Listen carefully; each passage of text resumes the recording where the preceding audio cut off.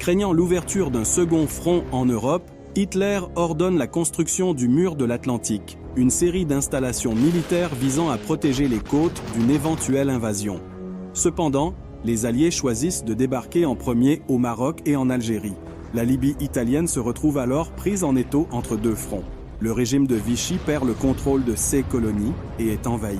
À l'est, les forces de l'Axe tentent de couper les lignes de ravitaillement du Caucase, mais subissent un important revers militaire lorsque les Soviétiques prennent l'initiative et lancent une contre-offensive. L'Afrique est désormais entièrement sous le contrôle des Alliés qui préparent un débarquement en Sicile.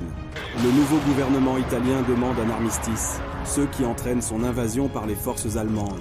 Pendant ce temps, l'URSS avance rapidement vers l'ouest, forçant la majeure partie de l'armée allemande à se concentrer sur ce front. Le 6 juin 1944, les Alliés débarquent en Normandie, lançant une offensive qui aboutit à la libération de Paris. Tant à l'ouest qu'à l'est, les pays sont libérés les uns après les autres ou changent de camp. La victoire des Alliés se profile à l'horizon, et ces derniers annoncent la création future de l'ONU. Les pays ayant déclaré la guerre à l'Allemagne et au Japon seront admis à la conférence fondatrice, déclenchant ainsi une série de déclarations de guerre sans grandes conséquences. Le 30 avril, Hitler se suicide dans son bunker peu avant l'arrivée des Soviétiques. 8 jours plus tard, l'Allemagne capitule. Les États-Unis et l'URSS unissent alors leurs forces pour vaincre l'Empire du Japon. Les Soviétiques lancent une invasion militaire de la Mandchourie, tandis que les États-Unis larguent 2 bombes atomiques sur Hiroshima et Nagasaki.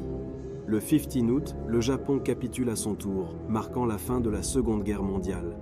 Après 6 années de conflit, le bilan humain est catastrophique, avec au moins 60 millions de morts, principalement des civils, et de nombreuses villes en ruine. L'Allemagne et l'Autriche sont divisées et placées sous le contrôle des vainqueurs.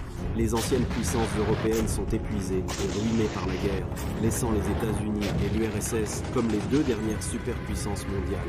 Malgré la création de l'ONU dans le but de maintenir la paix et la sécurité internationale, les tensions entre les États-Unis et l'URSS s'intensifient rapidement, chacun cherchant à étendre son influence à travers le monde.